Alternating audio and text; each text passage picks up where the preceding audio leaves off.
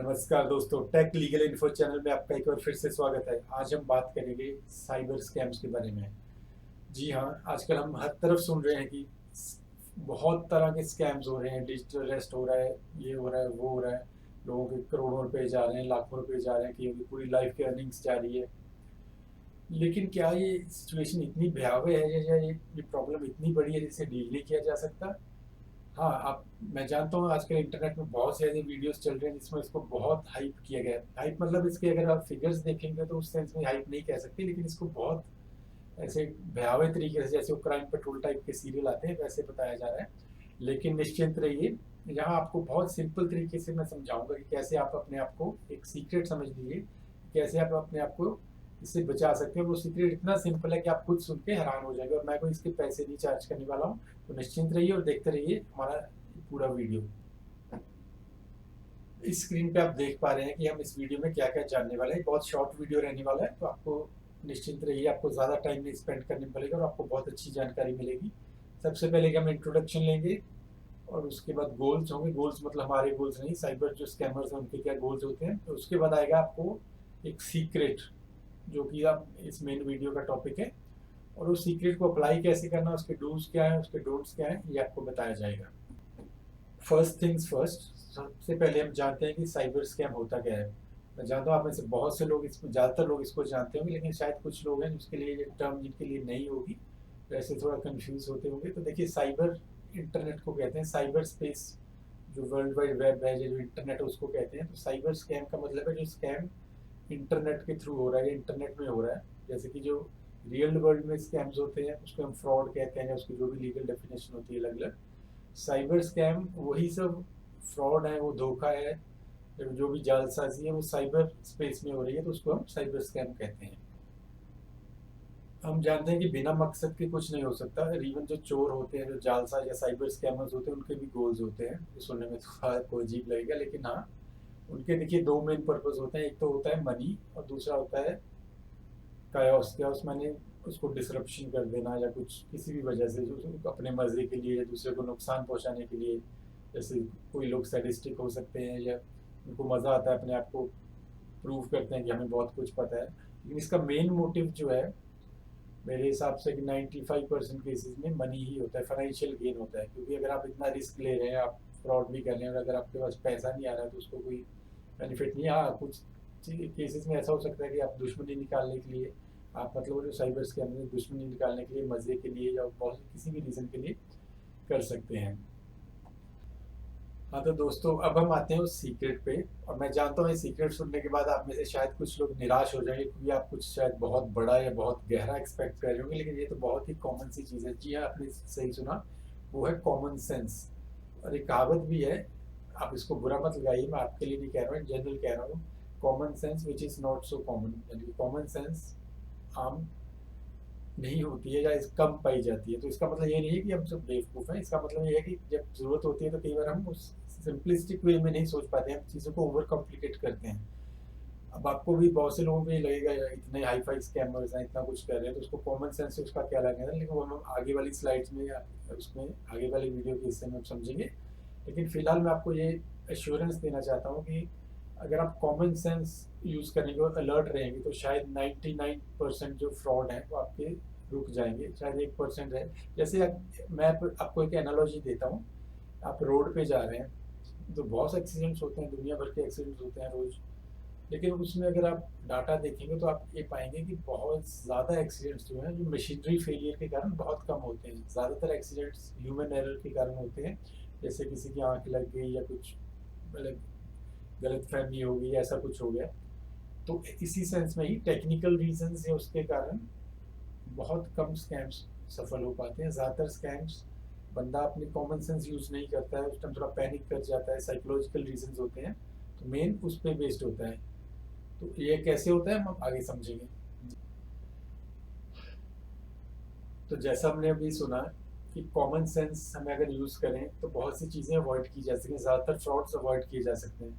For example आप सोचिए, अगर आपको अचानक किसी का फ़ोन आता है, तो वो बंदा कहता है कि मैं आपसे पैसे मांग रही हूँ या मांग रहा हूँ, तो आप थोड़ा सा सोचिए कि भाई वो ऐसे मौके पे मेरे से पैसे मांगेगा या मांगेगी, या फिर आपको अचानक कॉल आता है कि देखिए आपका फलां फलां रिश्तेदार, उनका एक्सीडेंट हो गया है, और आप फट से एकदम पैनिक में आ जाते हैं। उससे पहले थोड़ा सोचिए कि क्या ये बंदे को कैसे पता है, मेरे को कैसे कांटेक्ट कर रहा है, कि मतलब उस सेंस में अगर थोड़ा सा।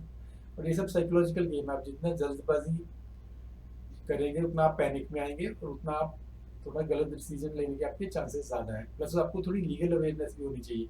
फॉर एग्जांपल जो खासकर जो डिजिटल अरेस्ट वाले स्कैम चल रहे हैं, मैं खुद एक लॉयर हूँ, मैं आपको एश्योर करता हूँ कि ऐसा इंडिया में कोई लॉ नहीं है। इवन जो नए लॉज भी पास हुए हैं, बीएनएस भारतीय न्याय संहिता, और जितने क्रिमिनल लॉज नए बने हैं, बीएनएसएस, बीएसए, बीएनएस, इसमें कहीं भी डिजिटल अरेस्ट का कोई प्रोविजन नहीं है फिलहाल तक। बाहर के किसी देश में होता होगा तो उसके बारे में सच बोलूँ तो मेरे को अभी नहीं अवेयरनेस नहीं है, मैं पक्का नहीं बता सकता। लेकिन इंडिया में ऐसा कोई सिस्टम नहीं है। जो भी होता है, अगर आपको किसी एजेंसी से, मान लीजिए पुलिस से, इनकम टैक्स से, फलां फलां डिपार्टमेंट से आएगा तो प्रॉपर एक प्रोसीजर होगा, उसका पेपर वर्क होगा। ऐसे नहीं है कि आपको फ़ोन पे सीनियर अफसर आपके आ जाएगा, भैया आपको डिजिटल अरेस्ट कर लिया। तो थोड़ी लीगल अवेयरनेस भी होनी चाहिए। और एक और बात है कि आपको पैनिक नहीं होना है। हालांकि ये कहना बहुत आसान है, मेरे साथ भी अगर ऐसा होता है तो एकदम फिर पैनिक हो जाता है बंदा, लेकिन फिर भी आपको कोशिश करनी है कि पैनिक नहीं होना है। और हेल्प ज़रूर मांगनी है, क्योंकि कई लोग होते हैं कि मान लीजिए अगर आपके साथ हो ही गया स्कैम तो आप शर्माते रह जाएंगे कि लोग क्या सोचेंगे, तो ऐसा नहीं करना है। हेल्प आपके जो फ्रेंड्स हैं, जो लीगल अथॉरिटीज़ हैं, उनसे हेल्प ज़रूर मांगिए। और ये स्लाइड हमें बताती है कि हमें क्या नहीं करना है। अगर हम मान लीजिए हम ऐसे फंस गए, मान लीजिए डिजिटल रेस्टोरेंट, आपको ऐसे फ़ोन आ रहे हैं, तो आपको क्या नहीं करना है। सबसे पहले तो कोई पैसा मत दीजिए, आपको कोई कुछ नहीं कर पाएगा। क्योंकि जो भी लीगल, अगर आपके पास कोई एक्चुअल में अगर आपके पास कोई पेनल्टी होती है तो ऐसे नहीं होता कि फट से आपको यूपीआई पे मंगा लेंगे, वो बहुत लंबा प्रोसीजर अलग से होता है। तो पैसा मत दीजिए। और दूसरा, जैसे मैंने पहले भी बात जस्ट रिपीट कर रहा हूँ, लेकिन ये पॉइंट इतना इंपॉर्टेंट है कि बार बार कहना पड़ रहा है कि डोंट गेट स्केयर्ड और पैनिक स्ट्रक। ये साइकोलॉजी की गेम होती है। 99.99% इट्स अ साइकोलॉजिकल गेम। अगर आप डर गए तो डर गया सो घर गया। तो अननेसेसरी कॉल, सबसे पहले तो मैं कहूँगा कि अगर आप ज़्यादा इससे अवेयर नहीं है ऐसी चीज़ों में, तो अननेसेसरी कॉल्स मत उठाइए। अगर आपको अननोन नंबर आ रहा है, अगर कई बार होता है, कई ज़रूरी नहीं कि हर अननोन नंबर स्कैमर ही होता है, लेकिन अगर आपको किसी को ज़रूरी कॉल आ रहा है तो वो दूसरी बार फ़ोन कर लेगा, तीसरी बार कर लेगा, और आपको वो खुद को, बंदे को आइडिया होता है कि मेरे को फलाने का फ़ोन आने वाला था, या फलां फलां बंदे का शायद फ़ोन आ सकता है। हाँ, अगर कोई फ़ोन बार बार आ रहा है तो उसको अटेंड कर सकते हैं, लेकिन वो नोन नंबर है तो एकदम इमीडिएटली से अपने आप को पूरा आइडेंटिफाई मत कीजिए। इस बारे में एक इंटरेस्टिंग ऑब्जर्वेशन तो ये है कि जब हम बचपन में थे तो हमें ये सिखाया जाता था कि जब भी टेलीफोन एटिकेट्स होते थे, कि जब हम टेलीफोन उठाते हैं तो हम अपने आप को आइडेंटिफाई करते हैं सबसे पहले कि भाई मैं फलां फलां बोल रहा हूँ। लेकिन आजकल इस साइबर स्कैम के युग में तो थोड़ा ऑपोजिट हो गया। आप अपने आप को आइडेंटिफाई मत कीजिए, पहले सामने वाले से पूछिए कौन बोल रहा है, और फिर उसके बताने पे भी एकदम यकीन मत कीजिए। थोड़ा मतलब डिपेंड करता है कि वो कैसी बात कर रहा है। अगर आपको कुछ रेड फ्लैग्स होते हैं, जो ऐसी बातें हैं, जो मान लीजिए आपके बारे में आधार, पिन, ओटीपी, इस तरह की चीज़ें मांग रहा है, तो थोड़ा आप खुद का अपना कॉमन सेंस लगाइए। बात घुमा फिरा के कॉमन सेंस और अलर्टनेस पे ही आती है। और एक बात और, कभी किसी लालच में मत फंसिए। अगर कोई आपको इजी मनी का लालच दे रहा है, या आपको कह रहा है कि मैं आपको कोई लोन दिलवा रहा हूँ, तो कई बार क्या होता है कि बंदे की सिचुएशन थोड़ी सी टाइट होती है, तो जल्दी से थोड़ा ऐसी चीज़ों में फंसने के चांसेस होते हैं। लेकिन जैसे कि मैंने कहा कि ये सब साइकोलॉजिकल गेम है, तो इससे थोड़ा बच के रहिए। और ये गोल्डन रूल याद रखिए, if you get cheated do not hesitate to reveal it, do not feel ashamed of it. उस पर शर्म मत कीजिए। अगर आप स्कैम हो ही गए हैं तो ये मत कहिए कि लोग मुझे बेवकूफ़ कहेंगे। ठीक है, बन जाते हैं, बड़े बड़े बेवकूफ़ बन जाते हैं, उसमें कोई बड़ी बात नहीं है, कोई भी परफेक्ट नहीं होता है। अब हम बात करेंगे बेस्ट प्रैक्टिसेस की। हम ये पहले भी थोड़ा बहुत हर एक स्लाइड में कर चुके हैं, लेकिन यहाँ एक कंबाइंड समरी सॉर्ट ऑफ है उसकी। सबसे पहले, नो अनवांटेड कॉल स्पीकिंग। कोई अगर आपको अननोन नंबर लग रहा है, या आजकल तो देखिए बहुत से सॉफ्टवेयर आते हैं, ट्रू कॉलर आता है, ऐसे बहुत से सॉफ्टवेयर जो आपको अलर्ट कर देते हैं कि ये स्कैमर हो सकता है। कई बार कई ऐसे नंबर भी आते हैं जिस पे कुछ ऐसा अलर्ट नहीं होता, लेकिन वो आप थोड़ा सा केयरफुली उठाइए, अलर्ट रहिए। अपना कभी भी एकदम से मतलब कॉमन सेंस यूज़ कीजिए, अलर्टनेस रखिए, और घबराइए मत किसी भी हालत में। कोई पैनिक करने की ज़रूरत नहीं है। कोई सरकारी महकमा या कोई ऐसी एक्चुअल जो लीगल एजेंसीज होती हैं, वो ऐसे एकदम से आपको नहीं कहीं उठा के ले जाने वाली हैं। और कुछ छुपाइए मत। अगर आप हो गया आपके साथ स्कैम तो उसको छुपाइए मत, अपने जो नोन पीपल हैं उनके साथ शेयर कीजिए, और आगे देखिए कि आपको क्या एक्शन लेना है।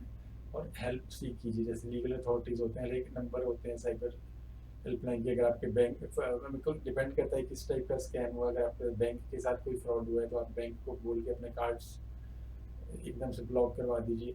तो ये आपको देखना पड़ेगा। तो दोस्तों ये था एक छोटा सा वीडियो जिसमें आपको मेनली ये सीखने को मिला कि आप अगर कॉमन सेंस यूज़ करते हैं और थोड़ा बहुत आपको अवेयरनेस है तो आप बहुत हद तक इस साइबर स्कैम की दुनिया में भी आराम से साइबर वर्ल्ड में विचरण कर सकते हैं और आपको कोई दिक्कत नहीं आने वाली है। ऐसी और इंटरेस्टिंग वीडियोस के लिए जुड़े रहिए हमारे साथ और हमारे चैनल को लाइक शेयर और सब्सक्राइब जरूर कीजिए। अगले वीडियो में फिर से मिलते हैं। धन्यवाद।